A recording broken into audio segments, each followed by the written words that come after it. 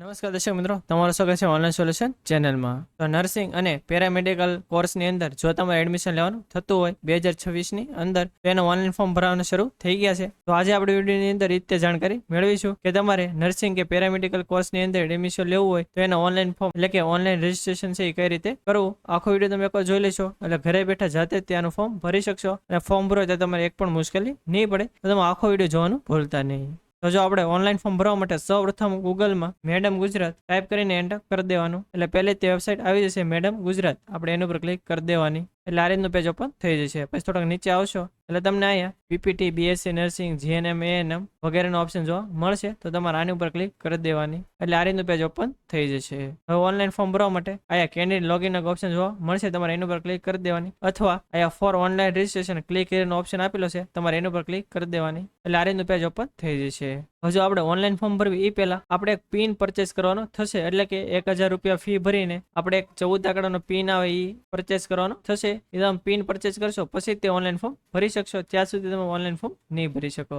હવે જો online pin purchase કરવા માટે તમે આની ઉપર ક્લિક કરશો એટલે આ રીતનું પેજ ઓપન થઈ જશે. આ બધી માહિતી નાખીને આગળ તમારે ફોર્મ ભરવાનું થશે. હવે પિન પરચેસ કઈ રીતે કરવો એના વિશે આપણે અલગથી એક ડેડિકેટેડ વિડીયો બનાવેલો છે, એ તમે જોઈને પિન પરચેસ કરી શકો છો. એ વિડીયોની લિંક જો અત્યારે આ વિડીયો પર બતાવી છે અને વિડીયો ડિસ્ક્રિપ્શનમાં પણ લિંક આપેલી છે. હવે જો એકવાર પિન પરચેસ થઈ જાય પછી ફરીથી તમારે આ પેજ ઉપર આવી જવાનું. હવે ફોર્મ ભરવા માટે આ કેન્ડિડેટ રજીસ્ટ્રેશન લોગિનનો જે ઓપ્શન આપેલો છે આપણે એનું ઉપર ક્લિક કરી દેવાની એટલે આ રીતનું પેજ ઓપન થઈ જશે. હવે આપણે પિન પરચેસ થઈ જાય પછી પહેલી વાર જ્યારે ફોર્મ ભરવાનું થતું હોય તો ડાબી બાજુ તમને ગ્રીન કલર આખું બોક્સ જોવા મળશે. એમાં આપણે 4 સ્ટેપમાં ફોર્મ ભરવાનું થશે. તો આપણે એક પછી એક જોતા જઈએ. હવે ફોર્મ ભરવા માટે ક્લિક હિયર ફોર ન્યૂ રજીસ્ટ્રેશનનો જે ઓપ્શન આપેલો છે આપણે એના ઉપર ક્લિક કરી દેવાની એટલે આ રીતનું પેજ ઓપન થઈ જશે. હવે આપણે આની અંદર કઈ રીતે માહિતી એન્ટર કરવાની જોઈ લઈએ. પેલું છે યુઝર આઈડી. તો જો તમે જ્યારે પિન પરચેસ કર્યો છે ત્યારે તમને 5 આંકડાનો એક યુઝર આઈડી આપવામાં આવેલો છે. તો જે 5 આંકડાનો યુઝર આઈડી હોય તમારે એન્ટર કરી દેવાનો. પછી તમને એક 14 ડિજિટનો પિન આપવામાં આવેલો છે. તો જે 14 ડિજિટનો પિન હોય એ તમારે આખો એન્ટર કરી દેવાનો. પછી તમે જ્યારે પિન પરચેસ કર્યો હોય ત્યારે જે ઈમેલ આઈડી નાખેલો હોય એ તમારે એન્ટર કરી દેવાનું. પછી જ્યારે પિન પરચેસ કર્યો હોય ત્યારે જે મોબાઈલ નંબર એન્ટર કર્યો એ તમારે એન્ટર કરી દેવાનો. પછી આ જે કેપ્ચા બતાવતો એ એન્ટર કરીને સબમિટ બટન પર ક્લિક કરી દેવાની એટલે આ રીતનું પેજ ઓપન થઈ જશે. હવે એમાં પેલું છે કેન્ડિડેટ ફૂલ નેમ. તો હવે આ જે બોક્સ છે એની અંદર તમારા 12માની માર્કશીટની અંદર જેવી રીતે તમારું આખું નામ લખેલું હોય એવું કોપી પેસ્ટ આખું નામ તમારા બોક્સની અંદર એન્ટર કરી દેવાનું. પછી આ છે મધર ફૂલ નેમ એટલે કે મમ્મીનું આખું નામ એ તમારે લખી નાખવાનું એટલે કે તમારું મમ્મીનું નામ, પછી તમારા પપ્પાનું નામ અને અટક એવી રીતે તમારે એન્ટર કરી દેવાનું. પછી છે ફાધર ફૂલ નેમ એટલે કે તમારા પપ્પાનું આખું નામ તમારે એન્ટર કરી દેવાનું એટલે કે તમારા પપ્પાનું નામ, તમારા દાદુનું નામ અને અટક એવી રીતે તમારે એન્ટર કરી દેવાનું. પછી આ છે બર્થ ડેટ એટલે કે તમારી જે ડેટ ઓફ બર્થ હોય એ તમારે આનાથી સિલેક્ટ કરી લેવાની. પછી જેન્ડર તમારે જે પણ લાગુ પડતું હોય તમારે આનાથી સિલેક્ટ કરી લેવાનું. પછી જે કેટેગરી તો તમારે આનાથી તમારી જે પણ કેટેગરી લાગુ પડતી હોય જનરલ, ઈડબ્લ્યુએસ, એસસી, એસટી કે ઓબીસી તમારે આનાથી સિલેક્ટ કરી લેવાનું. હવે જો તમે ઈડબ્લ્યુએસ કે એસસી એસટી કેટેગરીમાં આવતા હો તો તમારે કાસ્ટ સર્ટિફિકેટ એટલે કે જાતિનો દાખલો હોય એનો નંબર તમારે એન્ટર કરવાનો થશે. હવે જો તમે ઓબીસી કેટેગરીમાં આવતા હોય અને તમે ઓબીસી સિલેક્ટ કરશો તો તમારે જાતિનો દાખલો અને નોન ક્રિમિનલ બંનેની માહિતી નાખવાની થશે. તમે જાતિનો દાખલાનો નંબર હોય એ એન્ટર કરી દેવાનો અને નોન ક્રિમિનલનો જે નંબર હોય તમારે એન્ટર કરી દેવાનો. પરંતુ ખાસ ધ્યાન રાખજો કે જે નોન ક્રિમિનલ હોય એ 1/4/2024 પછી કઢાવેલું હોવું જોઈએ એટલે 1/4/2024 પછી જે નોન ક્રિમિનલ કઢાવેલું છે એ તે માન્ય ગણાશે. પછી છે તમારું એડ્રેસ. તો તમારું જે પણ એડ્રેસ હોય એ આખું તમારા બોક્સની અંદર એન્ટર કરી દેવાનું. પછી ડિસ્ટ્રિક્ટની અંદર તમારે જે પણ ડિસ્ટ્રિક્ટ લાગુ પડતું સિલેક્ટ કરી લેવાનું. પછી તાલુકાની અંદર તમારે જે પણ તાલુકો લાગુ પડતો સિલેક્ટ કરી લેવાનું. પછી પિનકોડની અંદર તમારા એરિયાનો જે પણ પિનકોડ હોય તમારે એન્ટર કરી દેવાનું. પછી છે અલ્ટરનેટ મોબાઈલ નંબર. જો તમારી આગળ કોઈ બીજો મોબાઈલ નંબર હોય તો તમે આ એન્ટર કરી શકો છો અને ન હોય તો નહીં કરો તો પણ ચાલશે. પછી છે નેશનાલિટી. તો આયા મોસ્ટલી બધાને ઇન્ડિયન આવશે તો તમારે ઇન્ડિયા આનાથી સિલેક્ટ કરી લેવાનું. પછી છે બર્થ કન્ટ્રી એટલે કે તમારો જન્મ છે કઈ કન્ટ્રીમાં થયો છે એ તમારે આનાથી સિલેક્ટ કરી લેવાનું. પછી બર્થ સ્ટેટ એટલે કે તમારો જન્મ છે એ કયા સ્ટેટની અંદર થયો છે એ સ્ટેટ તમારે આનાથી સિલેક્ટ કરી લેવાનું. પછી છે બર્થ સિટી અથવા ડિસ્ટ્રિક્ટ. તો કયા ડિસ્ટ્રિક્ટની અંદર તમારો જન્મ થયો છે તમારે આનાથી સિલેક્ટ કરી લેવાનું. પછી આ નીચે છે 10માની માહિતી એટલે કે ધોરણ 10ની હોય એ આપણે માહિતી એન્ટર કરવાની થશે. તો પેલું છે કે 10th total obtained mark with practical એટલે કે 10માની અંદર તમારે જેટલા પણ માર્ક આવેલા હોય પ્રેક્ટિકલ સાથે, ઘણાને પ્રેક્ટિકલ આવતું હોય તો એના માર્ક લખેલા હોય તો એ પણ તમારે ગણી લેવાના અને જો પ્રેક્ટિકલ ન આવતો હોય તો કાંઈ તમારે આ લાગુ નહીં પડે. ટૂંકમાં 10માની અંદર તમારે જેટલા માર્ક આવ્યો હોય એ માર્ક તમારે એન્ટર કરી દેવાના. પછી છે 10th આઉટ ઓફ માર્ક્સ એટલે કે ટોટલ માર્ક. 10માની અંદર જો 7 સબ્જેક્ટ હોય તો 700, 6 હોય તો 600 એ ટોટલ માર્ક તમારા થતા હોય છે તો એ ટોટલ માર્ક તમારે એન્ટર કરી દેવાના. પછી છે મેથ્સ ઓબ્ટેન્ડ માર્ક એટલે કે ગણિતની અંદર તમારે 10માની અંદર કેટલા માર્ક આવ્યા છે એ તમારા બોક્સની અંદર એન્ટર કરી દેવાના. પછી છે મેથ્સ આઉટ ઓફ માર્ક, એટલે કે ગણિતનું પેપર છે એ કેટલા માર્કનું હતું, તો મોસ્ટલી બધાને 100 માર્કનું પેપર હોય છે, તો તમારે અહીંયા 100 એન્ટર કરી દેવાના. એક્ઝામ્પલ તરીકે આપણે જોઈએ તો અહીં જો માહિતી પણ આપેલી છે, તો અહીં તમને એક્ઝામ્પલ પણ આપેલું છે કે જે ટોટલ લખેલા છે એ તમારા આવેલા માર્ક ગણાશે, અને મેક્સિમમ માર્ક છે એ આ જેટલા પણ સબ્જેક્ટ હોય એ 100 લેખે તમારે ગણતરી કરી લેવાની. અને તમારે ગણિતમાં કેટલા માર્ક આવેલા છે એ અહીંયા લખેલું છે, અને ખ્યાલ ન આવે તો અહીં જો વર્ડમાં પણ માહિતી લખેલી છે એ તમારા સાચા માર્ક ગણાશે. હવે જો ઘણાને અહીંયા ગ્રેસિંગ માર્ક આપેલું હોય, એટલે કે અહીંયા 30 માર્ક હોય તો એને 3 કે 5 માર્ક ગ્રેસિંગ આપીને પાસ કરેલા હોય, તો એને ગ્રેસિંગના જે માર્ક હોય એ નથી ગણવાના. આ જે 30 માર્ક હોય એ તેના સાચા ગણાશે. આયા તમે જોશો તો વર્ડમાં પણ 30 એવું લખેલું છે, તો સિમ્પલી તમારે આયા જે વર્ડમાં માર્ક લખેલા હોય એ તમારા સાચા માર્ક ગણવાના. તો આયા તમને એક્ઝામ્પલ પણ આપેલું છે, આવી રીતે તમે 10માના માર્ક લખી શકો છો.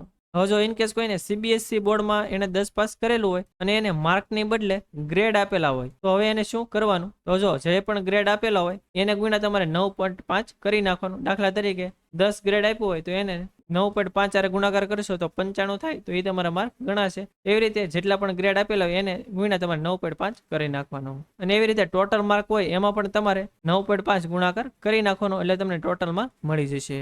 આ ફક્ત જે CBSE બોર્ડમાં હોય અને એને ગ્રેડમાં રિઝલ્ટ આપેલું હોય તો જ તમારે આ પદ્ધતિ લાગુ પડશે.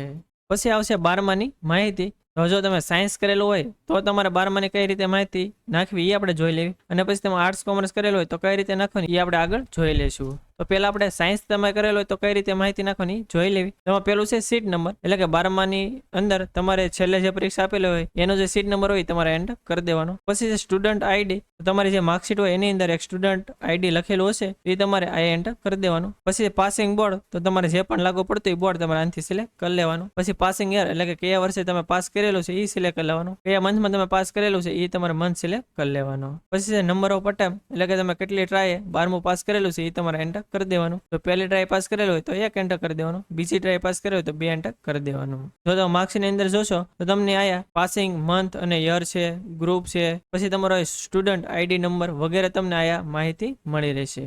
પછી આ છે પાસિંગ સ્ટ્રીમ, તો જો તમે સાયન્સ કરેલું હોય તો તમારે આનાથી સાયન્સ સિલેક્ટ કરી લેવાનું. પછી તમે કયા ગ્રુપમાં સાયન્સ કરેલું છે, A ગ્રુપ છે કે B ગ્રુપ, તમારે જે પણ લાગુ પડતું હોય આનાથી તમારે સિલેક્ટ કરી લેવાનું. મોસ્ટલી બધાને B ગ્રુપ આયા આવતું હશે. પછી છે કેમેસ્ટ્રી, ફિઝિક્સ અને બાયોલોજી અથવા મેથ્સ, એના માર્ક આપણે એન્ટર કરવાના થશે. પેલું છે કેમેસ્ટ્રીના થિયરીના માર્ક ઓપ્ટેડ અને આઉટ ઓફ, તો જો પેલા છે એ તમારે જેટલા માર્ક આવ્યા એ એન્ટર કરવાના થશે બધી જગ્યાએ, અને કેટલામાંથી એટલે કે મેક્સિમમ કેટલા માર્કનું પેપર હતું એ તમારે આ જે બીજું બોક્સ હોય એની અંદર એન્ટર કરવાનું થશે. એવું બધાની અંદર તમારે માહિતી નાખવાની થશે. તો પેલું છે, તો એમાં પેલા છે કેમેસ્ટ્રી, તો એના થિયરીની માર્ક તમારે કેટલા આવ્યા હોય એ એન્ટર કરી દેવાના, અને કેટલામાંથી, તો કે મોસ્ટલી બધાને 100 માંથી હોય છે તો આપણે 100 એન્ટર કરી દેવાના. પછી કેમેસ્ટ્રીની અંદર પ્રેક્ટિકલમાં તમારે કેટલા આવ્યા છે એ તમારે એન્ટર કરી દેવાના, અને પ્રેક્ટિકલના મેક્સિમમ કેટલા માર્ક હતા તો કે 50, એ બધાને 50 હોય છે તો એ તમારે એન્ટર કરી દેવાના. પછી છે ફિઝિક્સ, ફિઝિક્સમાં તમારે કેટલા થિયરીમાં માર્ક આવ્યા એ એન્ટર કરી દેવાના, આ 100 એન્ટર કરી દેવાનું. પછી પ્રેક્ટિકલની અંદર તમારે ફિઝિક્સમાં કેટલા આવ્યા છે એ એન્ટર કરી દેવાનું, અને આ 50 એન્ટર કરી દેવાના. પછી બાયોલોજી અને મેથ્સ જે પણ લાગુ પડતા હોય એમાં તમારે થિયરીમાં કેટલા માર્ક આવ્યા છે એ એન્ટર કરી દેવાના, અને આ 100 એન્ટર કરી દેવાના. પછી જો પ્રેક્ટિકલના માર્ક ઓપન હોય અને તમારે જોવાનું પ્રેક્ટિકલ આવતું હોય તો તમારે પ્રેક્ટિકલમાં કેટલા માર્ક આવ્યા છે એ એન્ટર કરી દેવાના, અને 50 એન્ટર કરી દેવાના. પછી છે ઇંગ્લિશ માર્ક, એટલે કે તમારે ઇંગ્લિશમાં કેટલા માર્ક આવ્યા છે એ તમારે આ એન્ટર કરી દેવાના, અને તમારે 100 એન્ટર કરી દેવાના. પછી છે ગ્રાન્ડ ટોટલ, એટલે કે ટોટલ તમારા કેટલા 12માની અંદર માર્ક આવેલા છે એ એન્ટર કરી દેવાના, અને ટોટલ કેટલા માર્ક થાય છે થિયરી અને પ્રેક્ટિકલ સહિત એ તમારે એન્ટર કરી દેવાના. એક્ઝામ્પલ આપણે જોવી, મોસ્ટલી તમે જોશો તો બધાને ટોટલ 650 માર્ક થતા હોય છે, અને એમાંથી તમારે કેટલા આવેલા હોય એ તમારે લખેલા હોય એ તમારે એન્ટર કરી દેવાના.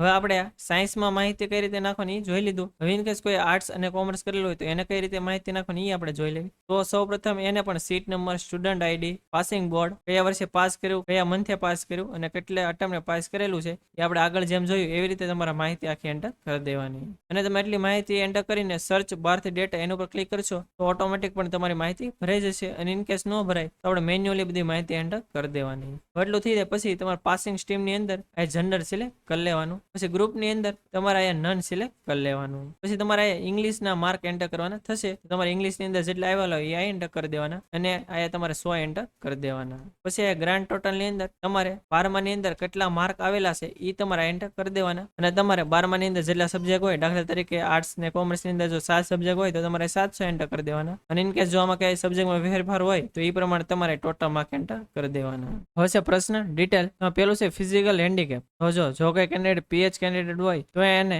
જે પણ પીએચ નો ઓપ્શન લાગુ પડતો હોય એનાથી તમારે સિલેક્ટ કરી લેવાનું. પછી છે વિડો અથવા ઓર્ફન, એટલે કે જો કોઈ પણ કેન્ડિડેટ છે એ અનાથ અથવા વિધવા હોય તો એને જે પણ ઓપ્શન લાગુ પડતો હોય એને આનાથી સિલેક્ટ કરી લેવાનું. પછી છે અપલોડ ફોટોગ્રાફ. તો એની અંદર તમારો પાસપોર્ટ સાઇઝનો ફોટો અને તમારી સિગ્નેચર છે અપલોડ કરવાની થશે અને એની સાઇઝ છે એ તમારે 100 KB થી નીચે રાખવાની અને એ તમારે જેપીજી અથવા જેપીઈજી ફોર્મેટમાં અપલોડ કરવાનું થશે. તો જો તમારો ફોટો અપલોડ કરવા માટે ચોઈસ ફાઇલ ઉપર ક્લિક કરીને જ્યાં તમારો ફોટો પડ્યો હોય સિલેક્ટ કરી લેવાનું. એવી રીતે તમારી સિગ્નેચર છે એ પણ જ્યાં પડી હોય એ ચોઈસ ફાઇલ ઉપર ક્લિક કરીને સિલેક્ટ કરી લેવાની.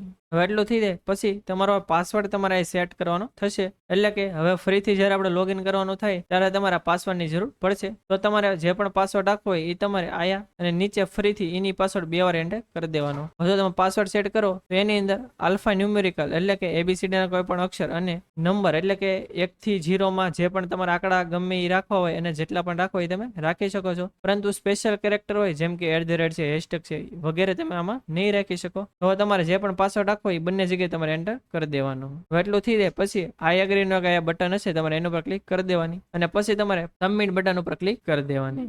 એટલે તમારા મોબાઈલ નંબર ની અંદર એક ઓટીપી આવ્યો છે, ઓટીપી તમારે એન્ટર કરી દેવાનો અને પછી તમારે સબમિટ બટન ઉપર ક્લિક કરી દેવાની. હવે તમે ઓટીપી એન્ટર કરશો એટલે આ રીતનું પેજ આવી જશે. હવે ફોર્મ ભરવાનું પાર્ટ 1 આપણે કમ્પ્લીટ થઈ ગયું છે. હવે આપણે પાર્ટ 2 નું ફોર્મ ભરવાનું થશે. તો હવે પાર્ટ 2 ભરવા માટે અહીં અપલોડ ડોક્યુમેન્ટ પાર્ટ 2 નો જે ઓપ્શન આપેલો છે આપણે એના ઉપર ક્લિક કરી દેવાની. એટલે આ રીતનું પેજ ઓપન થઈ જશે અને આ રીતનું પેજ ન આવે તો ફરીથી તમારે આ પેજ ઉપર આવી જવાનું અને આ તમારું યુઝર આઈડી, પાસવર્ડ, 14 ડિજિટનો પિન અને કેપ્ચા નાખીને સબમિટ બટન પર ક્લિક કરશો એટલે આ રીતનું પેજ આવી જશે.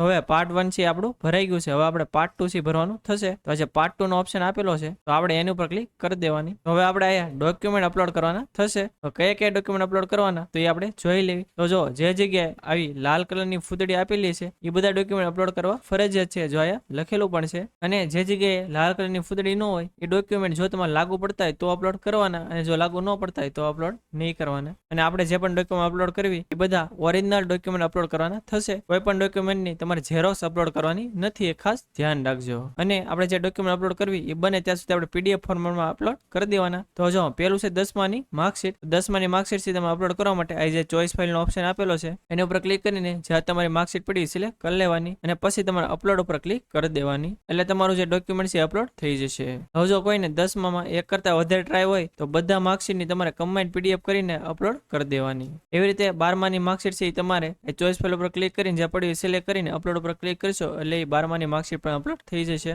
અને એમાં પણ જો તમારે 12માં એક કરતા વધારે ટ્રાય હોય તો બધી માર્કશીટની કમ્બાઇન્ડ PDF કરીને અપલોડ કરી દેવાની. પછી અહીંયા ત્રીજું છે સ્કૂલ લિવિંગ સર્ટિફિકેટ એટલે કે LC. તો અહીંથી તમારે ચોઈસ ફાઇલ ઉપર ક્લિક કરીને સિલેક્ટ કરીને અપલોડ ઉપર ક્લિક કરી દેવાની એટલે તમારું LCC અપલોડ થઈ જશે. હવે આ 3 ડોક્યુમેન્ટ છે એ સિવાય જો કોઈ વધારાના ડોક્યુમેન્ટ આવતા હોય તો જેમ કે જાતિનો દાખલો છે, પછી જો તમે OBC માં આવતા હોય તો નોન ક્રિમિનલ છે વગેરે જે પણ ડોક્યુમેન્ટ તમારે લાગુ પડતા હોય તે તમારે અધર 1, અધર 2 જે ઓપ્શન આપેલા છે તો અધરમાં તમારે અપલોડ કરવાના થશે. દાખલા તરીકે તમારે જો જાતિનો દાખલો અપલોડ કરવો હોય તો અધર 1 ની અંદર આ ચોઈસ ફાઇલ ઉપર ક્લિક કરીને જ્યાં પડ્યું સિલેક્ટ કરીને અપલોડ ઉપર ક્લિક કરી દેવાની એટલે તમારે જાતિનો દાખલો અપલોડ થઈ જશે. OBC માં આવતા હોય તો નોન ક્રિમિનલ છે તમારે અધર 2 ની અંદર અપલોડ કરી દેવાનું. પછી જો કોઈ PH કેન્ડિડેટ હોય તો એને PH નું સર્ટિફિકેટ છે એ અપલોડ કરી દેવાનું. પછી જો કોઈ કેન્ડિડેટ છે કે વિધવા હોય અથવા અનાથ હોય તો એનું જે પણ ડોક્યુમેન્ટ આવતું હોય એને અપલોડ કરી દેવાનું. એવી રીતે જે તમારા ડોક્યુમેન્ટ લાગુ પડતા હોય એ તમારે અહીંયા અપલોડ કરી દેવાના. હવે તમે જે પણ ડોક્યુમેન્ટ અપલોડ કરશો એ અહીંયા તમને બતાડશે. તમે ડોક્યુમેન્ટ જે અપલોડ કર્યું છે એ જોવું હોય વ્યૂમાં અહીંયા જે ઓપ્શન બતાડે તમે એના પર ક્લિક કરશો એટલે તમે જે પણ ડોક્યુમેન્ટ અપલોડ કર્યું છે એ તમને બતાડશે. અને જો ડોક્યુમેન્ટ છે એ ખોટો અપલોડ થઈ ગયું હોય તો તમે ડિલીટ ઉપર ક્લિક કરશો તો ડોક્યુમેન્ટ ડિલીટ થઈ જશે અને ફરીથી તમે બીજી વાર અપલોડ કરી શકશો. હવે બધા ડોક્યુમેન્ટ તમારે જે પણ લાગુ પડતા એ બધા અપલોડ થઈ જાય પછી તમારે કન્ફર્મ ડોક્યુમેન્ટ અપલોડનો જે બટન આપેલું છે એના પર ક્લિક કરી દેવાની. એટલે આ રીતનો એક મેસેજ આવશે, આપણે ઓકે ઉપર ક્લિક કરી દેવાની. હવે ડોક્યુમેન્ટ અપલોડ થઈ જાય પછી આપણે જે ફોર્મ ભર્યું છે તે અને જેટલા પણ ડોક્યુમેન્ટ અપલોડ કર્યા છે એ આપણે હેલ્પ સેન્ટર જઈને વેરિફિકેશન કરાવવાનું થશે. એટલે કે આપણું ડોક્યુમેન્ટ વેરિફિકેશન કરાવવાનું થશે. તો એની માટે આપણે એક અપોઇન્ટમેન્ટ બુક કરવાની થશે કે કઈ તારીખે અને કેટલા વાગે આપણે ડોક્યુમેન્ટ વેરિફિકેશન કરાવવા જવું છે. તો આપણે અપોઇન્ટમેન્ટ બુક કરવા માટે ટેક અપોઇન્ટમેન્ટનો ઓપ્શન આપેલો છે આપણે એના પર ક્લિક કરી દેવાની. એટલે આ રીતનો ફરીથી પેજ આવી જશે. એમાં તમને appointment for document verification option જોવા મળશે. તમારે એના પર ક્લિક કરી દેવાની એટલે આ રીતનું પેજ આવી જશે. હવે આયા તમારે કયા જિલ્લાની અંદર અને કયા હેલ્પ સેન્ટરે ડોક્યુમેન્ટ વેરિફિકેશન કરવા જવું છે સિલેક્ટ કરવાનું થશે. તો તમારે જે પણ જિલ્લાની અંદર ડોક્યુમેન્ટ વેરિફિકેશન કરવા જવું હોય તો જિલ્લાનું નામ તમારે આનાથી સિલેક્ટ કરી લેવાનું. પછી તમારે એ જિલ્લાની કઈ કોલેજની અંદર ડોક્યુમેન્ટ વેરિફિકેશન કરવા જવું છે એ સિલેક્ટ કરવા માટે તમે અહીંયા સિલેક્ટ હેલ્પ સેન્ટર ઉપર ક્લિક કરશો એટલે તમને એ જિલ્લાની જેટલી પણ કોલેજ હશે એના નામ આવી જશે. તમારે જે પણ કોલેજમાં જવું એ નામ સિલેક્ટ કરી લેવાનું. હવે એટલું થઈ જાય પછી તમને અહીંયા તારીખ અને સમય અહીંયા તમને બતાડશે. તમારે જે પણ તારીખે ડોક્યુમેન્ટ વેરિફિકેશન કરવા જવું હોય એની સામે અહીંયા સમય પણ આપેલો હશે. તો તમારે જે પણ સમય જવું હોય તો એની સામે સિલેક્ટ વનમાં એક આવું ગોળ કલરનું બોક્સ હશે તમારે એની ઉપર ક્લિક કરી દેવાની. જો આ કરી છે એવી રીતે બધામાં એ તારીખના સમય સિલેક્ટ કરી લો. પછી નીચે ટેક અપોઇન્ટમેન્ટનો એક ઓપ્શન આપેલો છે તમારે એની ઉપર ક્લિક કરી દેવાની. પછી તમારે ઓકે ઉપર ક્લિક કરી દેવાની. એટલે હવે તમારી એપોઇન્ટમેન્ટ બુક થઈ ગઈ છે. હવે આપણું આખું ફોર્મ છે એ કમ્પ્લીટ થઈ ગયું છે. તો હવે આપણે જે ફોર્મ ભર્યું છે એની પ્રિન્ટ કાઢવા માટે તો તમને અહીંયા રજિસ્ટ્રેશન ડિટેલની અંદર પ્રિન્ટ યોર રજિસ્ટ્રેશન ડિટેલનો ઓપ્શન જોવા મળશે. તમારે એના પર ક્લિક કરી દેવાની. એટલે આપણે જે ફોર્મ ભર્યું છે એ તમને અહીંયા બતાડશે. તમે આમાં થોડાક નીચે આવશો તો તમને અહીંયા પ્રિન્ટ યોર ડિટેલ અને ડોક્યુમેન્ટ ડાઉનલોડનો ઓપ્શન જોવા મળશે. તો આપણે જે ફોર્મ ભર્યું છે એ ડાઉનલોડ કરવા માટે પ્રિન્ટ યોર ડિટેલ ઉપર તમારે ક્લિક કરી દેવાની. એટલે આખું ફોર્મ છે એ તમારે ડાઉનલોડ થઈ જશે. તમારે એની એક પ્રિન્ટ કઢાઈ લેવાની. પછી તમે જે ફોર્મની પ્રિન્ટ કાઢો તે અને જેટલા પણ ડોક્યુમેન્ટ ઓરિજિનલ હોય એ બધા તમારે જે હેલ્પ સેન્ટર હોય જે અહીંયા પણ લખેલું આવી જશે ત્યાં જઈને તમારું ડોક્યુમેન્ટ વેરિફિકેશન કરવાનું થશે. કે તમે જ્યાં સુધી હેલ્પ સેન્ટરે જઈને તમારું ડોક્યુમેન્ટ વેરિફિકેશન નહીં કરાવો ત્યાં સુધી તમારી જે રજિસ્ટ્રેશનની પ્રક્રિયા છે એટલે કે જે ફોર્મની પ્રક્રિયા છે એ માન્ય નહીં ગણાય. તમે એકવાર તમારું ડોક્યુમેન્ટ વેરિફિકેશન હેલ્પ સેન્ટરે જઈને કરાવશો પછી તે તમારું ફોર્મ છે માન્ય ગણાશે. પછી એક અગત્યની સૂચના કે તમે હેલ્પ સેન્ટરે જ્યારે અસલ પ્રમાણપત્રની ચકાસણી માટે જાઓ તો ફક્ત આપણે ચકાસણી માટે જ તે ઓરિજિનલ ડોક્યુમેન્ટ આપવાના છે. ત્યાં કાંઈ આપણે ઓરિજિનલ ડોક્યુમેન્ટ છે એ જમા નથી કરાવવાના. એ ખાસ ધ્યાન રાખજો. કદાચ ઝેરોક્સ માંગે તો તમે ઝેરોક્સ દઈ શકો છો પરંતુ ઓરિજિનલ તમારે ત્યાં નથી દેવાના. હવે તમારા પ્રમાણપત્રની ચકાસણી થઈ જાય પછી તમને હેલ્પ સેન્ટરેથી એક સાઇન અને સિક્કાવાળી એકનોલેજમેન્ટ કોપી એટલે કે રિસિપ્ટ છે એ તમને આપવામાં આવશે. એ એકનોલેજમેન્ટ કોપી તમને સહી સિક્કાવાળી આપે પછી તે તમારે હેલ્પ સેન્ટર છોડવાનું છે. ત્યાં સુધી તમારે હેલ્પ સેન્ટરની બહાર નથી જવાનું. જો તમને આ રીતની કોપી નહીં આપે તો તમારું ફોર્મ છે માન્ય નહીં ગણાય. એટલે તમારી એકનોલેજમેન્ટ કોપી છે એ હેલ્પ સેન્ટરેથી લઈ લેવાની. અને તમારે ડોક્યુમેન્ટ વેરિફિકેશનના હેલ્પ સેન્ટરની યાદી જોતી હોય તો તમે વેબસાઇટ ઉપર આવશો તો તમને અહીંયા ડોક્યુમેન્ટ વેરિફિકેશન હેલ્પ સેન્ટરની યાદી પણ જોવા મળશે. તમે આના ઉપર ક્લિક કરશો એટલે આ ડિસ્ટ્રિક્ટ વાઇઝ બધી કોલેજના નામ આવી જશે. તો આ તે સંપૂર્ણ માહિતી કે તમારે નર્સિંગ કે પેરામેડિકલ કોર્સની અંદર એડમિશન લેવું હોય તો એનું ઓનલાઈન ફોર્મ છે કઈ રીતે ભરવું. હજી જો તમને કંઈ ખ્યાલ ન હોય તો તમે કોમેન્ટ બોક્સમાં જણાવી શકો છો. આપણે 100% એનો આન્સર આપીશું. અને આ વિડીયો જો તમને સારો લાગ્યો તો વિડીયોને લાઈક કરી દેજો અને મેક્સિમમ લોકો સુધી શેર કરજો જેથી બધા લોકોને આની વિશે માહિતી મળી રહે. અને જો તમે આપણી ચેનલમાં ન હો આપણી ચેનલ હજી સુધી સબસ્ક્રાઇબ ન કરી હોય તો ચેનલને સબસ્ક્રાઇબ કરવાનું ભૂલતા નહીં જેથી આવી જ માહિતી તમને સમયસર મળી રહે. અને આપણે ટેલિગ્રામ અને વોટ્સએપમાં પણ ચેનલ છે એની અંદર જો તમે જોડેલા ન હો તો નીચે ડિસ્ક્રિપ્શનમાં લિંક આપેલી છે એના પર ક્લિક કરીને તમે એમાં જોડાઈ શકો છો જેથી આવી જ માહિતી તમને સમયસર મળી રહે. તો આજ માટે બસ એટલું જ. મળશું આપણે નેક્સ્ટ વિડીયોમાં. ત્યાં સુધી બધાને જય હિન્દ.